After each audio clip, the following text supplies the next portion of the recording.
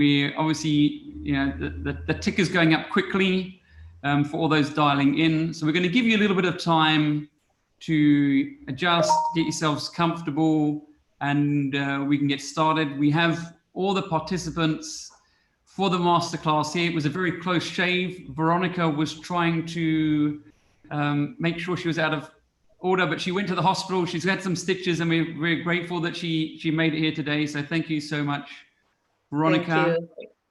Thank you. So I'm not sure where everybody's calling from. I'm in Cape Town. It's a cloudy day here.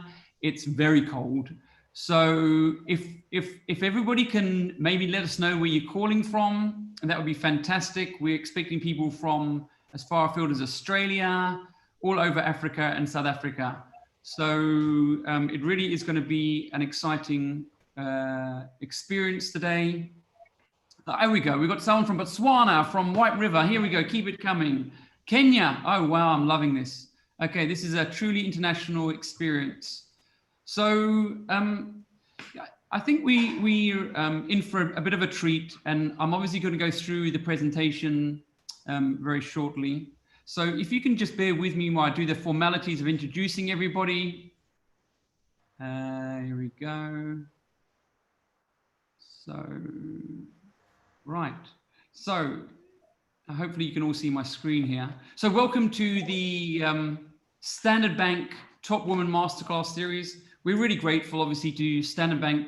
We signed up a new 3-year partnership with Standard Bank for our traditional event.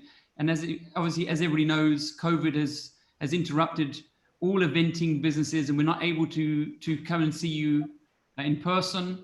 So we've innovated and we've brought you a masterclass series, and we've got an exciting couple of more masterclasses and podcasts ready for you for the rest of the year to keep you informed, updated, and inspired. Today, we understand that many businesses and entrepreneurs, especially women entrepreneurs and businesses, have grown their businesses and are at a stage now where COVID has really impacted them. And so we discussed with Stan what we can do to help. And we thought, let's reach out to some of our top women award winners, those women that have really stood out and exciting directions within their careers and won the awards and sort of grown from there. And in spite of overcoming all challenges of sort of are leading great businesses. So we've got a great lineup today. It really is about how to survive through this scenario. So we've got some tips and insights that we want to share with you in discussions. So here's the agenda, just a bit of an intro about Topco, Top Woman. We're going to introduce the different panelists, Veronica Mozzoledi, Lynette Magasa, and Francine Zana. We've got a couple of polls. We'd love you to interact with us. We've got 5 key principles that we want to get across. And the first one is our guiding principle. Number 1 is building relationships. Number 2 is innovation. Number 3 is what's core to your business. And number 4, how do you get new income, new networks? And number 5 is building a team. This is not a one-man band. This is building a team of people, suppliers, partners around you to grow your business. And finally, you get an opportunity to speak to these amazing women and to engage with them about their story. And they come from different backgrounds, different environments. So let me get straight into it.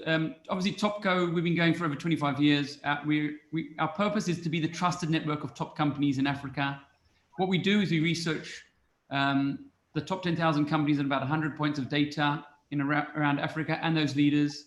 And how we do it through awards, summits, publications, websites, podcasts, newsletters, and masterclasses like this. So these are some of the projects that we do. You can see Top Woman is a big focus there. HR, Top 500, Africa Tech Week, Vision 2030, Top Empowerment. I'll let you read those. You can go to their website. Top Woman, let me just quickly explain, our purpose really is to create a trusted network of gender-empowered companies and entrepreneurs. And so we do that also by identifying, celebrating, and showcasing those women leaders. I remember I once got on stage and talked about Top Woman, and afterwards I said, please don't do that again, Ralph. You're not very good at promoting your own event. Let me do it for you. So here she is. You're going to get the chance to do this in a second. And how do we do that? Obviously, we want to keep you informed with podcasts, newsletters, and masterclasses. So it's our way of sharing these great stories, insights, and case studies with you. These are just some of the programs that we do in the publications. You can go online to Top Businesswoman untitled.coza to find out more. Let me get to the main event, because it's what we're here for. We're here to listen to these amazing, amazing, award-winning businesswomen. So let me introduce firstly Veronica Mozzolezzi. She's the CEO of Smart Digital Solutions. She comes from a background of being, I think it was the head of Africa for Vodacom Solutions. She's very corporate minded, and she's really grown her organization and really focused on technology and equipping businesses and businesswomen for the fourth industrial revolution that's relevant right now. Our second guest is Francine Zana, and she's the founder of Exclusive Hospitality Concepts. Francine is from PE. For those in PE who know her, she has come, her journey, if you have the time to read, we did an interview with her. Her journey is absolutely amazing. Really, from humble beginnings, she taught herself and was able to build a company. And now she does coaching, mentoring, and training, and is really focused on the corporate industry. And lastly, Lynette Magassa, the CEO of Businesswomen Holdings. Lynette has, for those that don't know, Lynette is a multi-award-winning businesswoman. I think one of the first awards that she won with us, she then got approached by the UN to represent women from Africa. She has grown her organization from humble beginnings in South Africa to 5 continents around the world. And we're really grateful to have all of these amazing women with us. My name is Ralph Fletcher. I'm the CEO of Topco, and I'm your moderator. So, yeah. So, I mean, I suppose to kick things off, what we wanted to really focus on is that, we've gone through the 5 lessons, but just talking to the ladies, there's an overwhelming amount of knowledge and insights around relationships. And I think what you'll find is any entrepreneur, any business person, the quality of your relationships drives the quality of your organization and your success. And really how, what we want to share with you is how to keep your key customers, staff, and suppliers happy. These are the engines of your business. So maybe I can just open up with just talking about the key customers. If I can introduce the 3 people, if I can start with you though, Veronica, if you can start off, what do you believe your secrets of, hold a second here. There you go. What do you believe your secrets to key customers, keeping them happy? Thank you, Ralph. I'm really excited to be on this platform and sharing this platform with amazing women, and also talking to amazing audiences out there. And I hope through this platform, we'll be able to do some shake up and really build our businesses. That's what we need in this season. So coming back to your question, Ralph, we've done a lot of work. I've been building our company, and our success really lies on the relationship we have with our customers, or even our suppliers. And then what we've done is that we made sure that and it's something that we pride ourselves in, right? The relationship, because without this relationship, we wouldn't have a business. So we focus mainly on building the trust. We build the trust. We make sure that our customers can trust us. They trust that we can deliver, and we keep our word. Once we promise something, we make sure that we deliver on what has been promised, and that can be a trick, because that requires you continuous engagement, discussion with your customer, so that you can manage expectations as well. Because it's easy to promise, but along the way you might have some challenges. So what we've done, we continuously engage with our staff, is continuously engage with the customers and our suppliers to make sure that we are really aligned in terms of the expectation. I mean, trust is very key. I read a book, Speed of Light by Stephen Covey. You can, if you remove trust, you remove the relationship. There's no relationship. So it's very important that as the leader of an organization, you build those relationships, but you enable your staff also to build such relationship, because that will be the essence of your business. So just to give others an opportunity, for me really is continuous engagement, defining what is customer experience to you, what makes your customer happy, and also building that trust and continually managing that trust, because it's not a once-off event. It requires a lot of small steps, big steps to be able to sustain it. Wow. Thanks, Veronica. And I have read that book. It's a good book. And I suppose that's why our purpose is building a trusted network. Because I think trust speeds up. I think what we've seen is trust speeds up the ability to do business. Francine, what are you seeing in terms of customers? How's things going with you? In terms of customers, first of all, because I want to go straight into it, I'd like to welcome everyone, and thanks, Ralph, for having me today. In terms of customer service, as a person who's operating in a space where service excellence is a must, what I do in terms of keeping my customers happy, more especially in these trying times, making sure that I communicate with them and also assuring them that I'm still within the business and trying to find out how we're gonna run or do business moving forward. In doing so, I just want to be able to implement and come up or innovate new things that I know will make them feel happy. So as someone who's operating in the hospitality industry, complimentary gifts are also something that I do quite a lot. If they are requesting for training and stuff like that, I always go an extra mile, making sure that I'm giving them 100% and more. And that is what always keeps them coming back. And also the second thing is communication, communicating with them. I'm checking up on them, how are things. As for suppliers as well, it's also very important to communicate with them and keeping in touch, making sure and checking up, because during this pandemic, everyone is panicking. So I think checking up on customers also assures them that person is up to standard, So yeah, in terms of suppliers, staff and customers, checking up and communicating with them and assuring them as well. That is one of the key things that one can do to make sure that they are still happy and they can trust in your brand. Wow, thanks, Francine. And I know we spoke yesterday, but I mean, you mentioned to me yesterday that one of the things you found is some of your friends or associates were sort of panicking for the first 2 weeks. And we saw that. I think a lot of people struggled a little bit with this. And what I saw actually is that the entrepreneurs, and speaking to Veronica and Lynette, it was really a lot of the entrepreneurs saw opportunities in this, and it was an opportunity to pivot and do the things they wanted to do. I mean, Lynette, how did you find it? Raf, good morning, good day, everybody, and thanks. I'm quite honored to be part of this masterclass.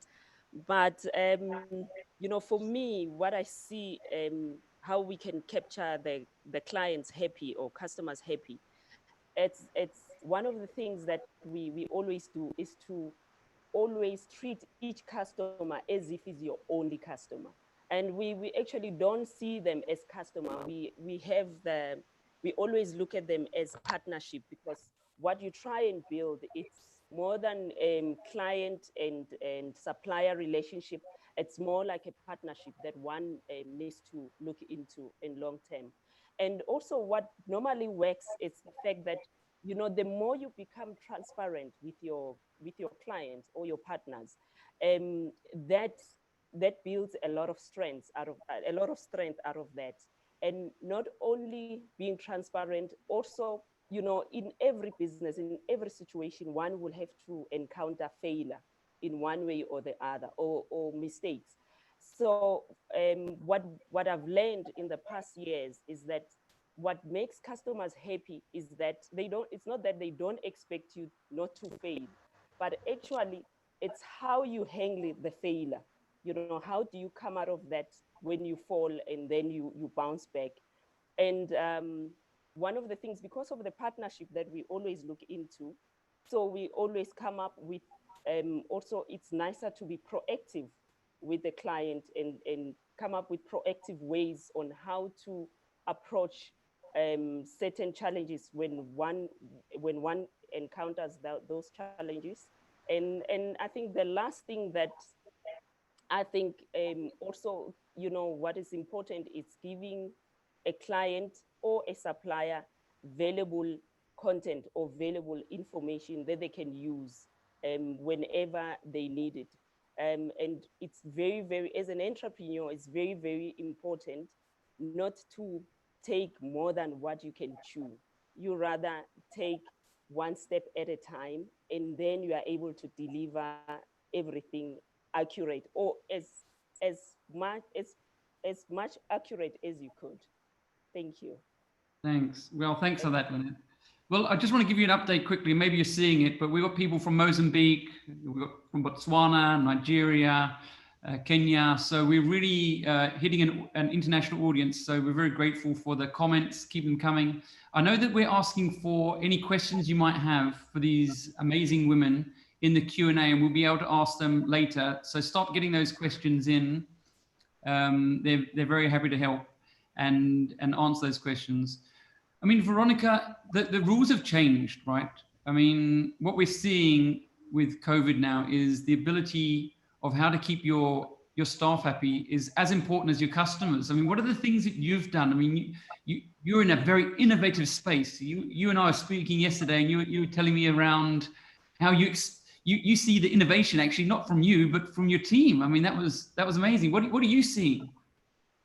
So, and tying up with the previous question, what we have seen is that before even I get to what we have seen, what we do most importantly is to continuously measure the level of satisfaction, you know, from our customer. And from that, we can identify where are the gaps. And from that, we can now innovate.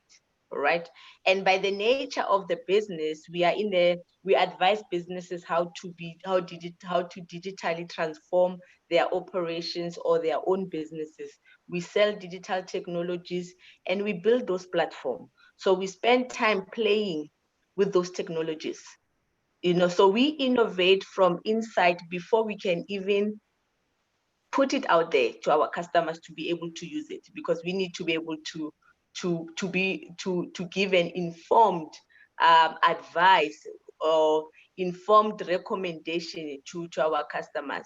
And because our staff are the ones that works on this every day, they deliver on these processes and everything. They're the first people, you know, the go-to to understand what needs to change and how can we innovate. Right? You can read books, which is good, trends, understand what the market is doing, where the market is going. But the most important people who will innovate for you and innovate on your operation will be your staff members. Right? And it's very to understand if you have to, I mean, COVID has given us the opportunity to really look into digital and transform our businesses, right? You transform on how you sell to your customer, how you market to your customer. The first 3 weeks was hard. It was hard, lockdown. You could not even go and pitch for a new business, and you really need a business. So you need to find a way to say, how do I pitch? How do I create email marketing, you know, to my customers so that they can be kept abreast of my offerings, of my services, and how do I provide a solution that will be beneficial to them at this point in time. So those things, and you look at also how do we incorporate such other a collaboration tool. I mean, Ralph, when we had a first discussion about the masterclass, it was going to be a face-to-face thing, you know, but quickly it changed to be online. We're leveraging existing technologies, and we are offering a better service, because now even the reach, you've got international people on the platform coming to listen to a masterclass that could have been for 50 people or 100 people, you know. So digital allows you to really scale and grow your business fast. So it's about really getting into those platforms. And the most important thing that we always advise, and we also apply it in our own business, is how you also contract yourself, the licensing. You know, we leverage a lot of cloud technologies.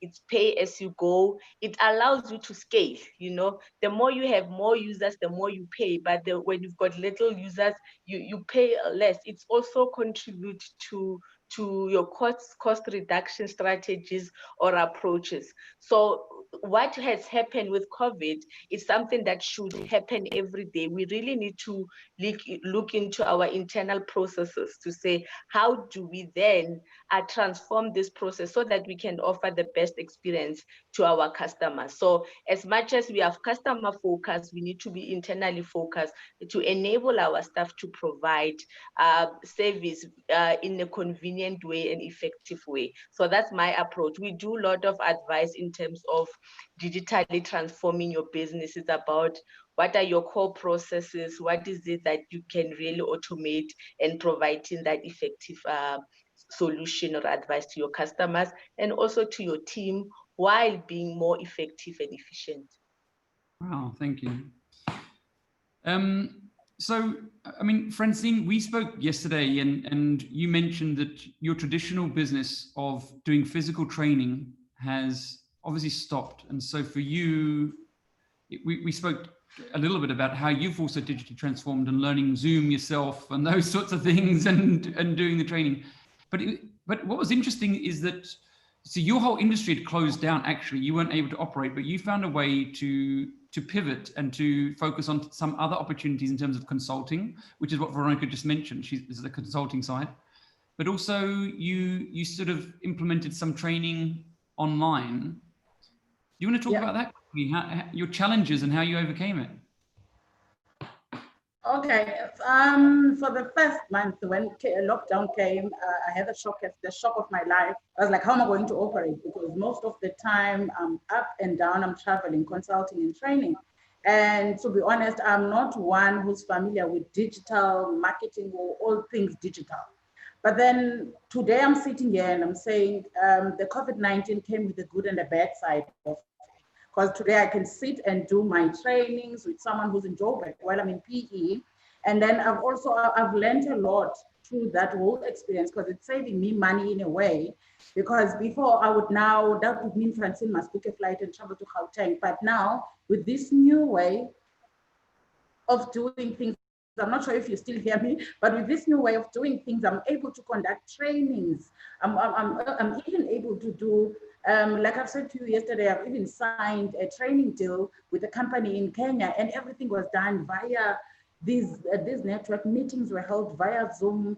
And now I'm even able to tap into like other things that I was not even aware of. I'm not a big social media person, but now I'm paying more attention to the space and I'm learning. And you know, I had people requesting from other parts of South Africa, like I had people requesting for training in Zimbabwe, and I had to conduct that training via Zoom.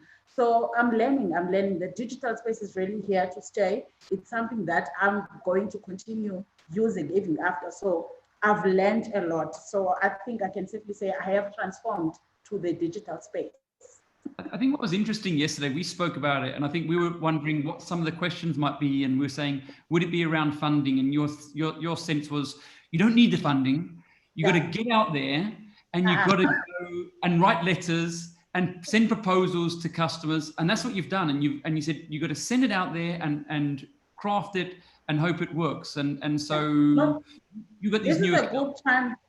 Yeah, this is a good time, Ralph, for anyone. I'd advise even everyone who's in the audience who maybe runs a small business. This is a good time for that person to sit down and master that craft and start crafting or drafting that proposal. This is a good time to start bothering those people because now the CEOs, they have time to pay attention and look through and go through our proposals. So this has allowed me, it has given me more time to pay attention. I'm even harassing them on WhatsApp and they are responding. The good thing is they are responding. So this is a good time for us to just sit back and look at what you were not doing as a business.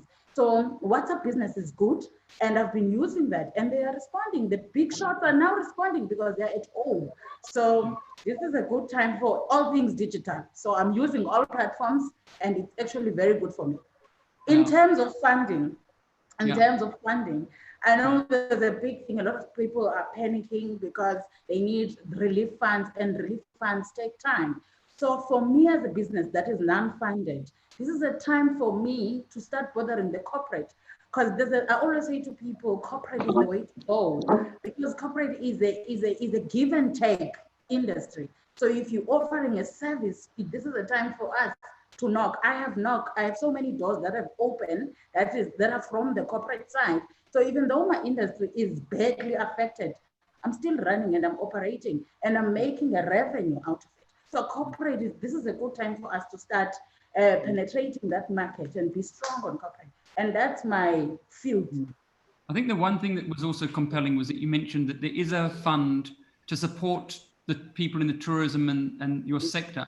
And you've said categorically, you're not going to apply for that fund. You think that your energy is far better served in going out and looking for new business than trying to work through the bureaucracy of government. I mean, Lynette, what do you think? I mean, you're also a bit of a feisty go-getter, going out and taking the world on. What are you seeing in this period?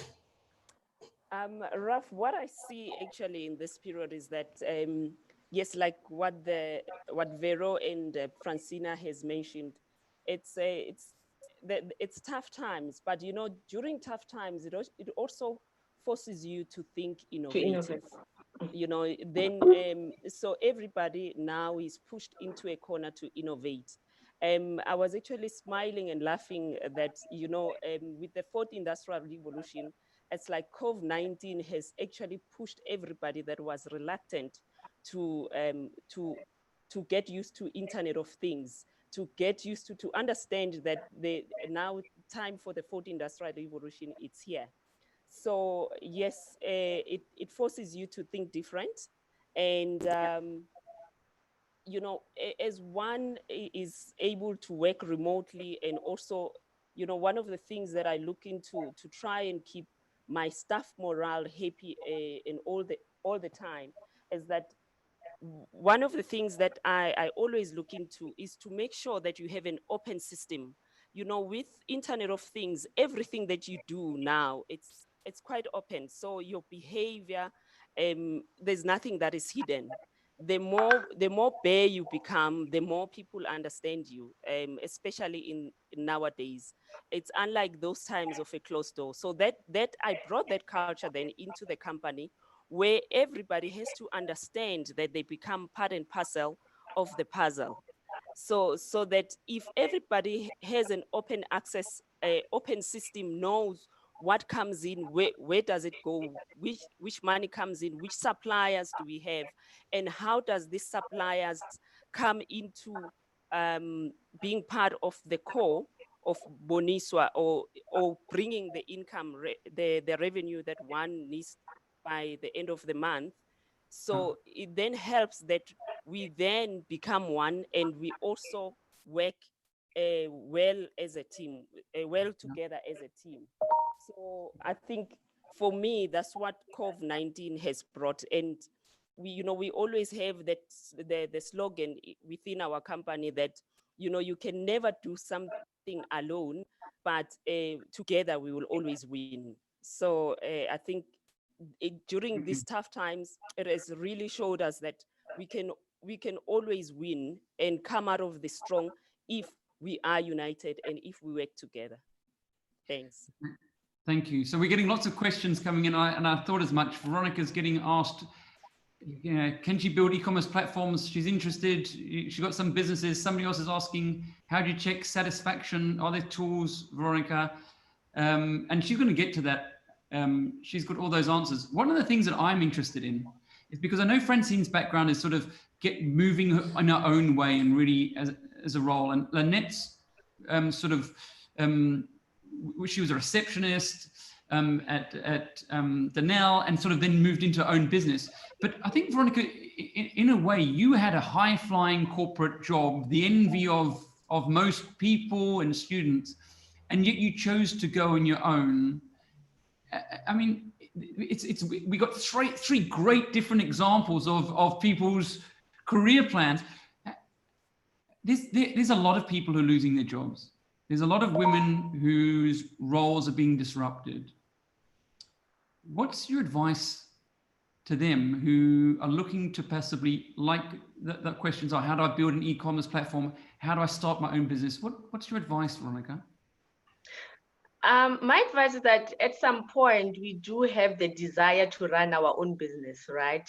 we at some level, whether you focus on driving your career until you are a top exec and all that, at some point you've got a desire.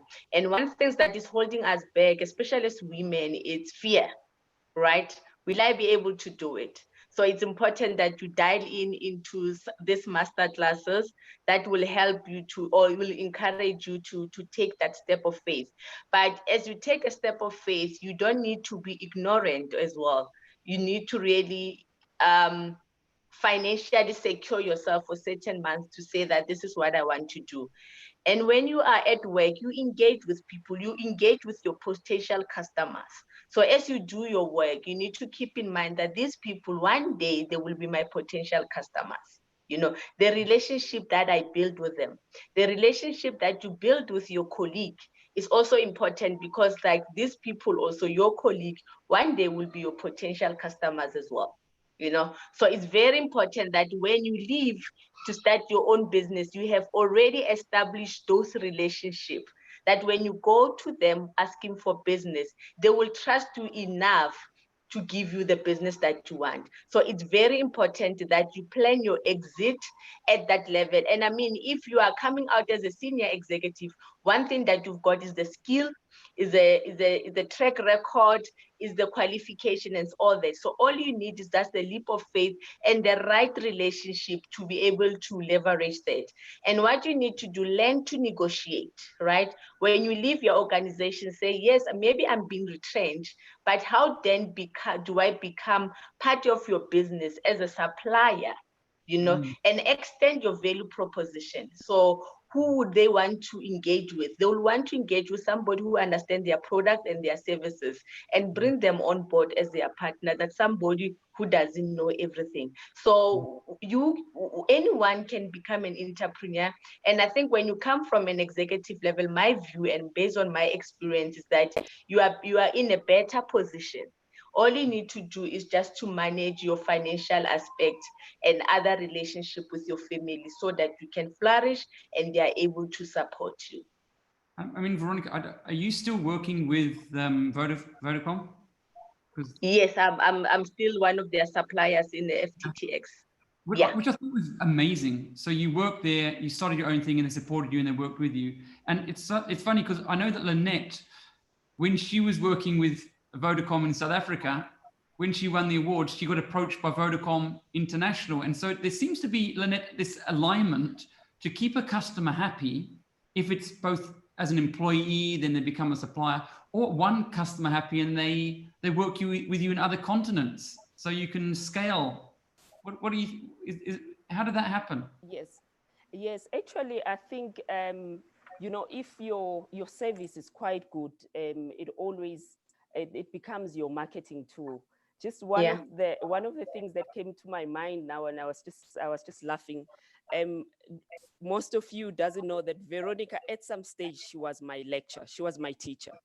And so that's how life revolves, you know. I was already running my business and Veronica was lecturing, so I was one of her students.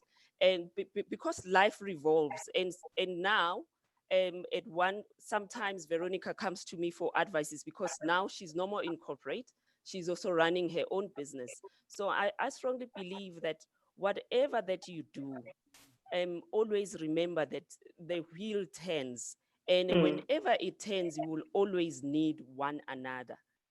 So whenever I offer service, or could it be a client, it doesn't matter at what level of the client, you know, if you could build relationship bottom up, with top management, middle management, and also the bottom management, it always bring a solid, because those relationships are the ones that are going to help you penetrate business in other ways, in other countries as well. Okay, so Francine, I know that in terms of relationships, what you're finding is a lot of companies are actually going to you for training. They know they've got to retrench their staff, and they're asking you to give them the skills to pivot to their future business.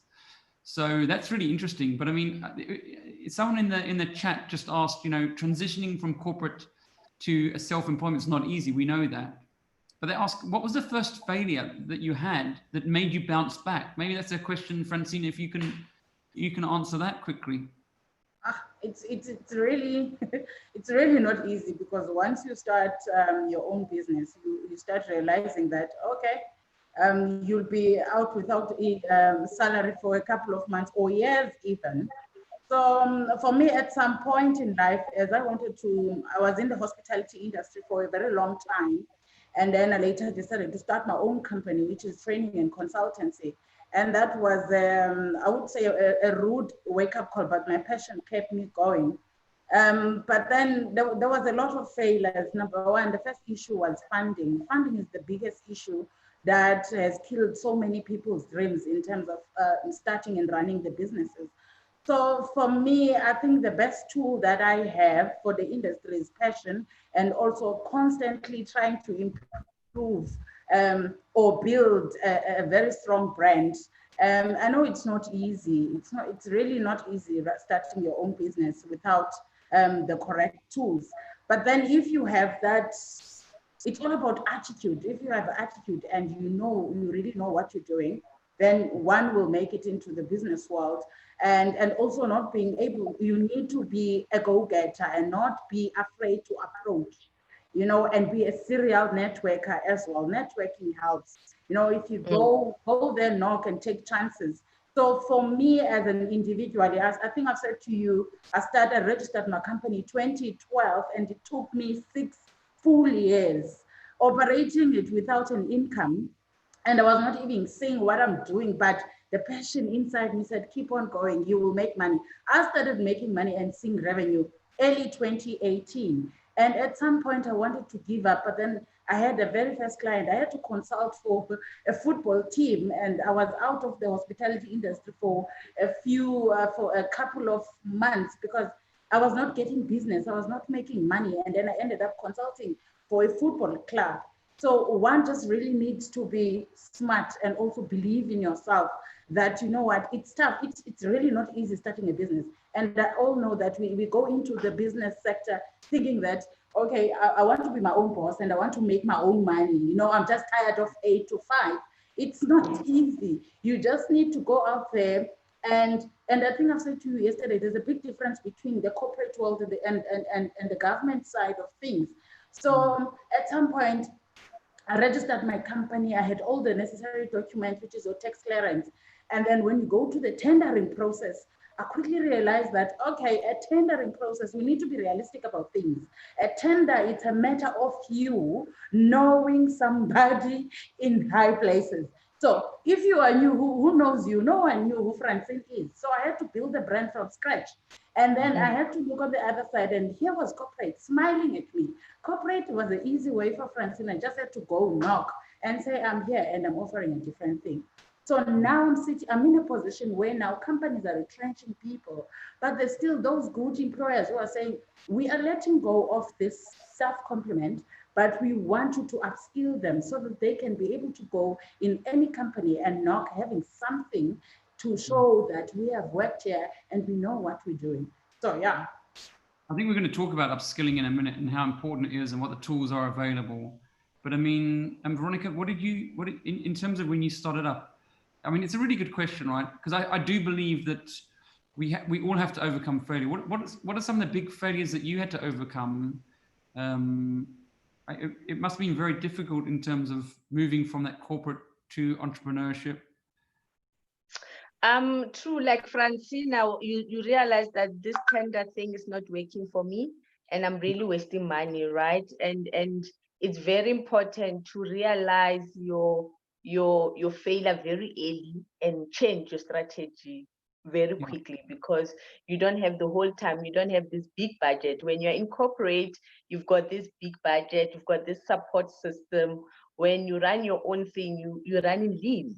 So it's very important to fail fast, move from that failure and try really other things. So I did have a lot of failures for the first 6 months and everything. I was really struggling, other than the business that I had from my former employer, to really secure other businesses, because I was looking into this tender thing and it was not working for me. And I then changed the strategy. As soon as I changed the strategy, things began to really work out for me. And I leverage my relationship. I mean, like I said, I've got a long, I was in corporate for almost 20 years. So I have friends who are CIOs, who are executives, who are business women that I can now approach, and they were able to say, we trust you as a professional, and we believe that we can trust this smart digital solution brand, because we know behind that brand, there's a very strong woman, dedicated woman who believes in excellency and who delivers. Then I decided that let me match this Veronica Mutlowu with smart digital. And as soon as I did that, the brand began to grow, So as a small business, you can't separate yourself sometimes from your business, because you are the face of the business, you are the brand. And I had to also learn it later, So I brought those things together, and it gave me the success that I truly needed. Yeah, I mean, one of the questions, just going to the Q&A, because they're clogging up, and so we want to get through some and then get through some just now. But I mean, one of them is, I would like to find out how to keep your staff motivated during these times of turbulence. Lynette, are you finding that that's a challenge? How are you coping with that? Regarding the stuff, because we always have an open system with Boniswa within our brand. Yeah. So, having the WhatsApp group, and also what is important for me, it's always having that open office door that, sometimes, it's very difficult, especially when you have a high number of staff. It's very difficult to reach each and everyone, but I always try and make it into a culture that I sit and have one-on-one with some staff members, and sometimes it will be during tea break, and then we sit informal and have informal discussion, and just sharing those breadcrumbs together, and also not only discussing business, and also checking on their personal well-being has been one of the things that I've seen that it keeps my staff happy. And not only that, because we come a long way, I strongly believe that, when you are working, when you are at work, you spend more time with your colleagues or at work than the time that you spend at home. So in our industry, for instance, we work weekends, we work sometimes after hours. So it's quite important that, we have that open line of communication. And so we always have the open line of communication. And we also try every now and then that at least once a month we meet together I meet with my staff. And what is very key for me is that they should know what is going on in the business. There's nothing that I try and shield away from them. So from the suppliers, I always insist that they need to know, they are quite aware, what suppliers do we have, and what revenue are we chasing, and what are we going to do with this revenue? And in that way, it makes one understand that what parts of the puzzle and what efforts do they need to put in ensuring that we get the end and desired goals. Yeah, thanks for that. So a little trick that we did is we also did the same sort of thing. We used WhatsApp. So we just got everybody to put in three things they did the day before, three things they're going to do this day. And we will put it into the same group. So I also do it. And then we put one stuck. So what we find is that everybody's got a different scenario at home, different connectivity, different challenges, different environments. Some people can't speak openly in their offices. So at home. So it's really about how do we make sure that everybody's got the same sort of capabilities or understanding their environment. We found that really important. But I mean, Veronica, Walter asked, we got a gentleman, Walter. So thanks for joining, Walter. But Walter asked, how do you keep staff from conducting business with your clients behind your back? Oh yeah, so that's quite a challenge, because in the nature of our business, so we do digital transformation projects. So what will happen? First of all, you need to have your contracts, a very tight, watertight contract with your employees, right? That will hinder them to steal business from you. And it does happen. There are a few people who attempted to do that, but because we had contracted very well, and get a legal team that will advise you on how to craft this in the terms, because it must also be aligned to labor law. So you do that. But we are luckily also the brand right now for Smart Digital speaks for itself. So it's very difficult to come out of it and want to do things alone, because the business where I'm doing, or the companies where I'm doing business, I've managed the relationship very well. That's very important, because I was going to say the somebody, same they thing. want to go behind your back. Somebody can say, but we are doing business with these people. So contracting, number one, relationships also will help you. Yeah, I also agree with you. I think that contracting is like the cover. It's like your insurance. But the reality is, if you've got a good relationship with your customers, then you're not going to have a problem, because they're going to be loyal to you as well, and they're going to know, and they're going to be invested in your business. Francine, can I ask you a question? It's from Anonymous. We don't know who it is. I've recently joined the job market, and I've realized that as a woman, I find getting callbacks in interviews incredibly challenging. You've placed a lot of women, but how can they approach this? I mean, what's your sense? If you're looking for a job and people aren't getting back to you, must they get hold of you and get you to help them, or what's the story? Okay, you just make sure you go now, present yourself and be present. That's it. Okay. Because even in the business world, we send proposals and people never respond. And then what do we do? If you really believe that you have a very good service to offer to this person, go there and knock. I've done it myself. If I remember one time I sent an email to a potential client in Johannesburg. Off I go to Johannesburg, and I pretended that I have a meeting with this person, and I was there. I occupied the space, and then what happened? I signed a deal. So if she's been applying, I always tell, like for me personally, I believe in going and meeting people face to face. So if you've been applying online and there's no response, and you believe that you really have a lot to offer for that specific company, go there, make it happen.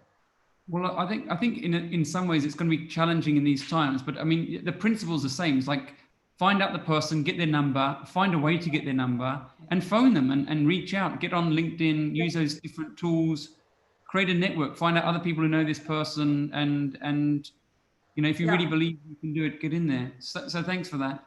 I think Raf, just to add a little bit on that, I think for me, what I would advise is that it's very important to also create a network. And once you identify the company, or could it be a company, or could it be a person that you would like to get involved, get business from, maybe take a bit of time to study that company and find out whether are they more active on LinkedIn, or are they more active on, because most companies they advertise, or are they more active on WhatsApp, or do they have a Facebook? And if you don't get response, then you would follow up with a call. But as a woman, most women have got very strong intuition.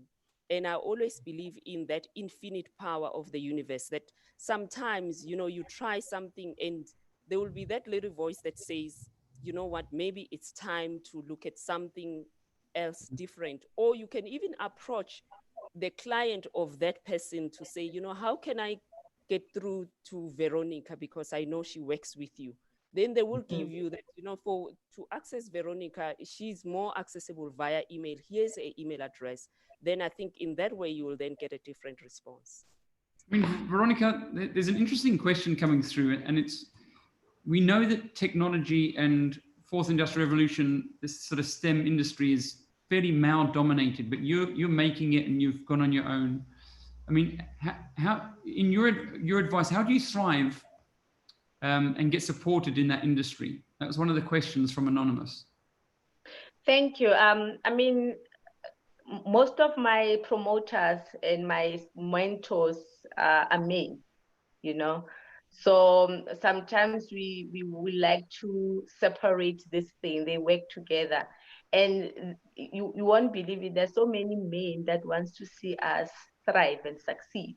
And they want to put their name behind us to say that look at that woman, I supported her, right? And what's happening in corporate, that you find that majority are men. So what you need to do is also not to put too much male women thing around it. Show up, show that you are capable, ask questions, ask for help, you know, and they will help you. They will open doors for you. They will even go out of your way to help you get that business, because sometimes they'll even see you as a weaker vessel in a way. You know how men are sometimes, and they want to really say, I need this woman on this team because I trust her, and I will sponsor her, and I'll make sure that she succeeds, right? All you need to do is to just open up yourself, say, I've got these skills, I've got these capabilities, and I would love that you'll promote me. And we are blessed in South Africa. There's women empowerment, all right? The scorecard require them to have women businesses. Use that to say that, look, your suppliers male dominated, you know, you need to transform, and I am here to help you to transform. Not that because I'm only a woman, but that I am a capable and able woman who can really take your company to another level. So always position yourself like that. But what you get to a point whereby your delivery will speak for you. Yeah. You know, your attitude, how you present yourself will really, how you position yourself will really speak for you. And you will need less marketing, because all that, the brand that you have built around yourself will help you to open business. So men, yes, there are men out there, but there are men who are there to help you. And once you are in around the table, don't just keep quiet and act shy. Participate, be around the table, add value. And once you are in the table, be that person who will bring another woman onto the table. Don't close the table to say, now that I'm in, I don't need other women. Open doors for other women, because one day you will come up with the Lynette of this world who will one day, you know, help you as well, you know. So just be there. And Lynette, are you of the same sort of view? Do you also think that, you know, in your journey, that being a bit vulnerable and asking for help and getting assistance from male organizations or bosses, is that something that sort of served you well, or you got a different opinion? I think Veronica has summarized it quite well. It's very important to, I think, to acknowledge and ask. The more you ask questions, the more you're honest about what you don't know, then people come up and assist you. Same applies in the GSM space. I mean, when you are given that platform and you meeting counterparts, and the more you say, you know, you are not sure how to do that, but obviously you also need to bring your game on the table. And most guys, most male guys, they will always want to assist. But once you are given that opportunity, it's very important that you excel in it. And one of the things that I've always seen is that not only that you need to excel, you need to make sure that to gain the confidence to deliver quality on time, and also with lesser mistakes. So, I mean, one of the things that we've been asked is, how have you found transitioning from corporate to SMEs? And I think it's from Bortomello, and it's mainly directed at Veronica. But one of the things that certainly I've realized, even with Topco in this period, is that I think all companies, be it either corporates or startups, are in a very similar position. We're all actually pivoting to new businesses. And this is quite interesting. So how do we do that? And people looking for insights, what are we doing?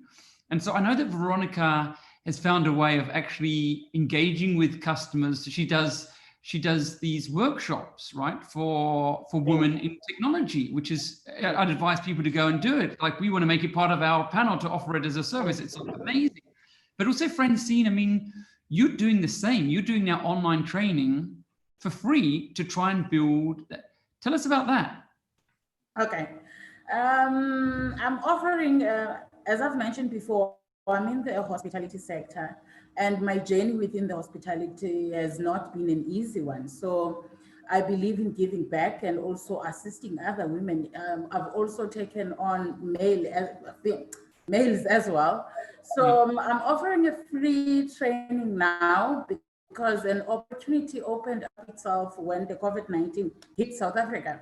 So now what I do is the people who are retrenched, who work in the hospitality industry as housekeepers, what I do now is I allow them to register on my website, and then I provide free training to them, because now the private space where people, I would say they were employing domestic workers, they're now looking into hiring housekeepers. So my strong selling point there is these people have the experience. You can just employ them, then they will come in and clean your house 100%. So I'm offering a free training that is upskilling these people, because I have an experience from 1 up to 5 star as per my industry. So I'm giving them a 5-star training that covers almost everything. So when they're going into these private homes, they are knowledgeable enough. So yeah, I'm doing that because a lot of people are stressed. A lot of people are losing jobs. So what is happening? I feel like the government is focusing more on giving people food vouchers.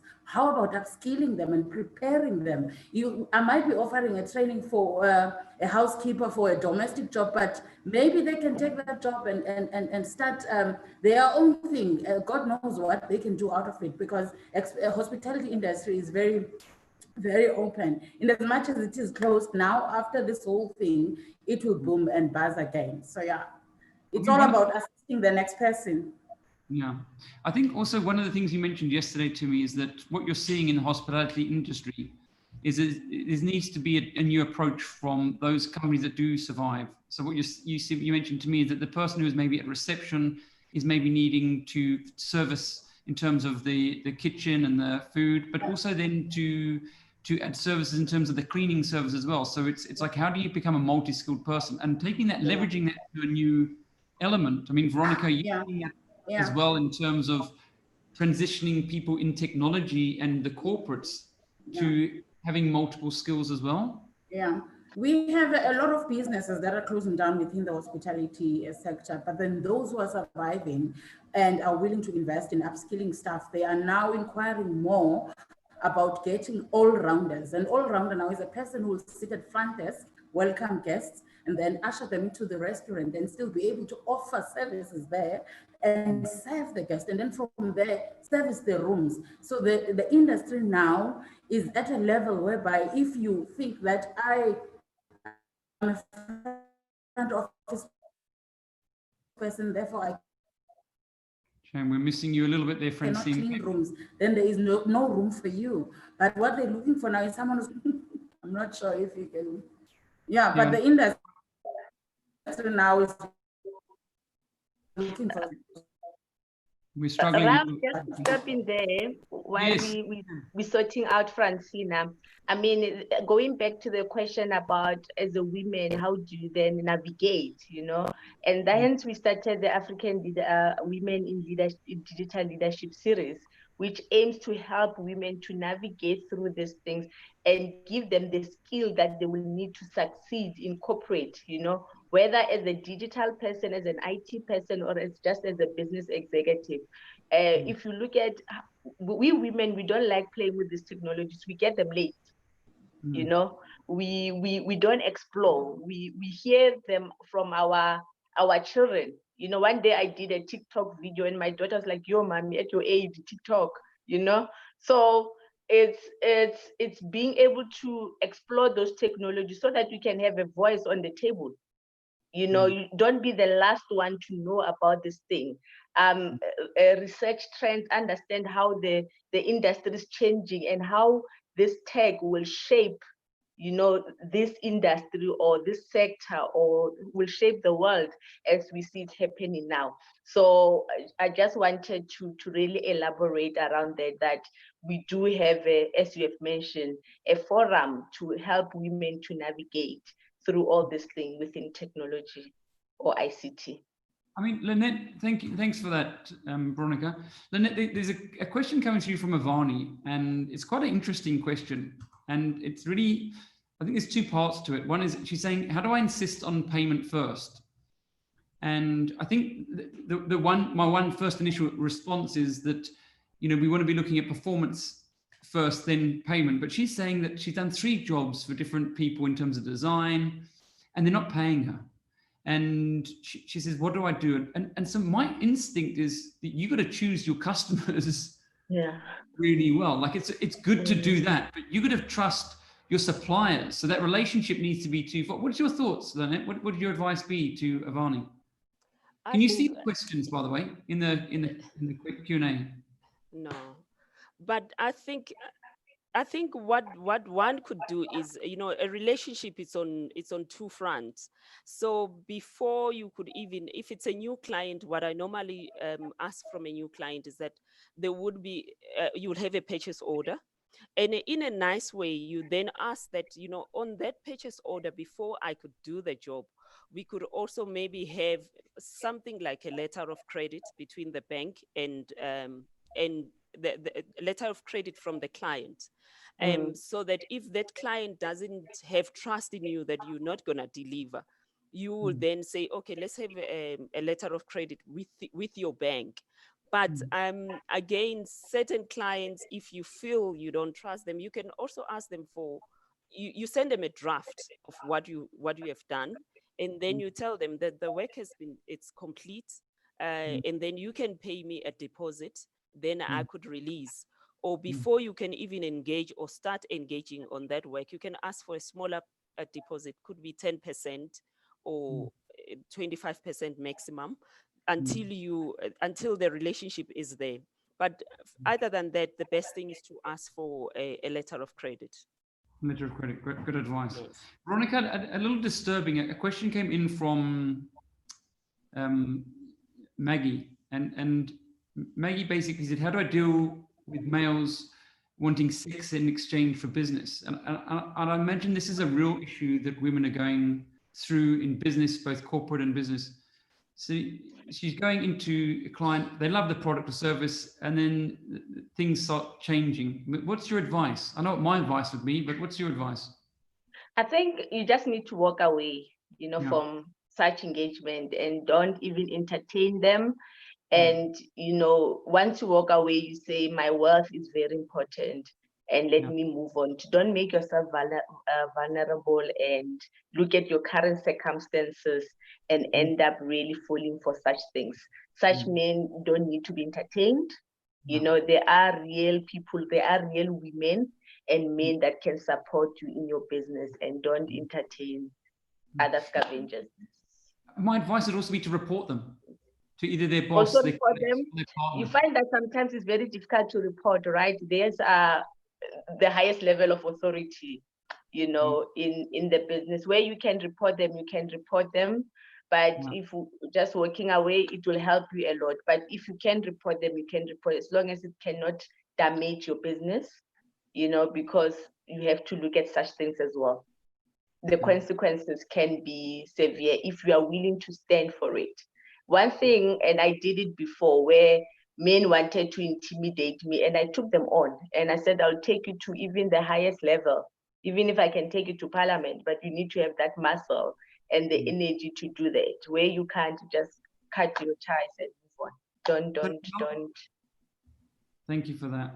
So I'm trying to move on with the questions. It doesn't have time. So I like your advice. Thank you for that. So I've got a couple of questions coming in. So one of the ladies who's anonymous, I'm 23 years old. I'm optimistic. I'm currently operating 3 businesses and organizations. They all serve a purpose, but my huge problem is management skills. I'm finding it hard to balance the 3. And they're not growing. Would it be possible if I can get mentoring by one of the panelists? And I think we knew that the question was coming, Lynette. We said yesterday that this question is going to come. We know it's going to come. And so I think all the panelists are happy to look at that. I think what you need to do is just email us or email me at Chopco, and then we can facilitate that with the ladies here. I don't know if you want to say anything else, Lynette, in terms of that. Oh, yes.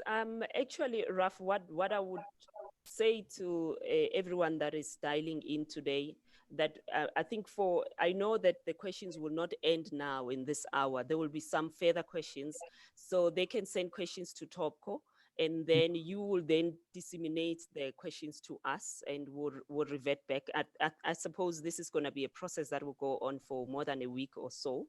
And then if anyone is looking for mentorship, they can also, I mean, I always believe that, you know, a mentorship, it's a two-way program where you must specify that I would like to be mentored by X, because it's in order for it to work, there must be trust, and also you must feel comfortable and connection with that particular individual. Just on that, I mean, your relationship with Veronica is almost like a mentor-mentoree, and what we're seeing more and more is that both parties generally win from a good mentoring relationship, and it works in a way where sometimes there becomes confusion later, who's the mentor and who's a mentoree. So because it's a relationship, right? It's got to be natural and fluid. Francine, here's a question for you from Vilma Brooks. Francine, do you have a website that people can register on? Does your training also include how to use cleaning products within the business environment? And do you also offer supervisory level training to supervisors? Yes, I do have a website, Official Trust Raf will share. So I offer training for all departments within the institute, from junior staff members to management level. Please share the details, Raf, with the lady. I will do. I'll share all those details on the website. I think we're going to try and put up some shares of your profiles on LinkedIn as well if they want to get hold of you. But we'll certainly act as a facilitator. Veronica, I mean, I think what we're faced with is a challenge, and Shamim just brought this up. How do you circumvent corruption? Is there, you know, people who receive the envelopes and rate your service badly, even though all boxes are ticks? People receive envelopes and sway opinion in tender adjudication committees. How do you rise above this? I mean, for us, Topco, and I think almost like Francine when I discussed it yesterday, we try and move away from that because I think it's a transactional business as well versus building your brand. And so you're at the mercy of somebody else anyway in these different areas. You don't know what those are. I mean, what's your take on this, Veronica? I think like you said, the first thing is to move away, because sometimes if you get involved in such business, it doesn't stop. You know, for your next transaction or tender, they will be expecting things, and you'll be paying people's alcohol, you know, all those things, and you'll be indebted to such people. So I know it's tough, try to deal with organizations that are truly needing your service, and you are able to deliver such services to them. Where you need to pay bribe, relationship, paying bills, and all those things, it's not worth it, because it's a lifetime, it's a lifetime engagement, and you're not gonna get out of it very easily. So it's you know, if you build your company on the foundation of integrity, don't trade that for anything. You know, it does come together at some point. You know, the journey, your journey, my journey might not be the same, but it all comes together. The price you pay, you can even end up in jail, because these people that are looking for bribes and everything can easily wash their hands and move away and still be in those top positions, and you are stuck in jail. We're getting so many questions coming. We've got 20 at the moment. It's quite hard to get through. We're over time, so I'm going to try and wrap up, because I'm really trying to respect your time. I know you've got businesses to run and customers and people to speak to, but maybe I can just ask one last question of you each, if that's okay, just to do a quick wrap. So if Capano asks, if someone wants, and maybe Lynette, if you can answer this, if someone wants to join your business to become a partner for profit sharing purposes, what are the top 4 clauses do you recommend one includes in the MOA or contracts based on their lived experiences to eliminate risk of people stealing your IP or your suppliers, clients, or to ensure you are covered when you need to end the relationship or partnership? I think for me, one of the things that if one wants to get into, I always say, start with the end in mind. you need to start defining what is the exit clause. That is very important. Your exit clause. And then the second thing is, do you share the same with whoever that comes on board? You need to check whether do you connect, do you share the same values? And then the third thing is obviously background check. It doesn't matter how much money one would want to put, but at the end of the day, even if someone puts R1 billion on your table, you won't enjoy if you don't connect and you don't share the same values. And then lastly, you need to look at the culture, whether this person culture, the way their culture is, would it connect with you? Would you be able to work together? Because it's almost like a marriage. It's almost like a lifetime. Like I've said, you spend more time at work than at home. So you've got to make sure that you've ticked. For me, those are the four main boxes that I would really, really consider before I can even look into the transaction. I've walked away from few transactions because it just didn't connect with me. And I mean, Veronica, in your opinion, do all startup businesses need a mentor at the very start? That was from Ronnie. Yeah, you do. You need a mentor. You need a coach. You need to get as much advice and information as possible, and get advisors. I have a lot of mentors, right? And coaches and promoters who are now my suppliers, my customers, my friends. But you need to gather as much information as you could so that you can make the right decision, because this can be a lonely place, and if you don't have somebody supporting you, you might fall along the way. So it's very important to surround yourselves with people who have done this before, who are multi-billionaires, who've been through this journey, what they have learned, how they failed, and how they rose from that failure. So it's very important to always learn and understand people's experiences. Yeah. It will help you a lot. Contracting helped me a lot. One person said, Veronica, you're starting a business, get a good lawyer. I thought, how? You don't tell me to get a nice proposal. It says, get a good lawyer, because of the experience that they had. So I think that's a good thing, though, is make sure you surround yourself with the right support, not just mentors, coaches, advisors, partners. And I think it goes to what Lynette was saying, is choose very carefully who you're working with. This is more than a marriage. You're spending your whole day, more than that, with these people. I think Warren Buffett says it really well. It's like, make sure that you trust this person. They might be intelligent, they might have the skills, but if you don't trust them, that's the end of the opportunity. Francine, just to finish off, and thanks for coming back. I see you came on and back again. But I mean, if you decide, for someone who's deciding to do their own business, is it wise to keep their day job while starting up their own business? Or should they invest all their time and efforts in starting up a company? Can you please come again, Ralph? So if someone was going to start up a new business, would it be wise to leave their current job and invest all their time and effort in starting up the new company? Or is it better to still carry on working and build slowly? Maybe you want to answer that, Veronica. I think what you need to do is both, right? You don't just take risk and go out there without a plan, without a proposal, without the possibility to get funding. So while you are working, you need to put some things in place. Then what you'll do as soon as you leave your employment, just focus on launching and getting into the gist of things. So plan your exit, negotiate your exit, and manage your exit into the business. That's what I would say. And Lynette, what are your thoughts? Can I answer? Yes, go, sorry, Francine. No, it's all about having a correct exit plan, because I also started my own business while I was still working. So I think she's agreeing with you there, Veronica. And Lynette, do you want to close it up? Yes, I think Vero has summed it quite well in Francina.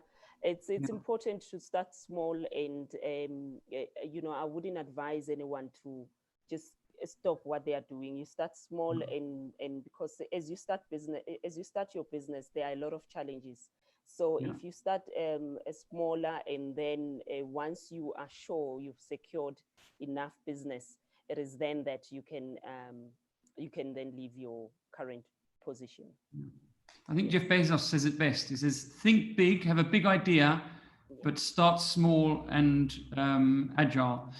I really want to I want to thank each and every one of you. I think what we wanted to do, I think might be in the chats, we sent a special offer for those people who want to get involved in the national conference in October.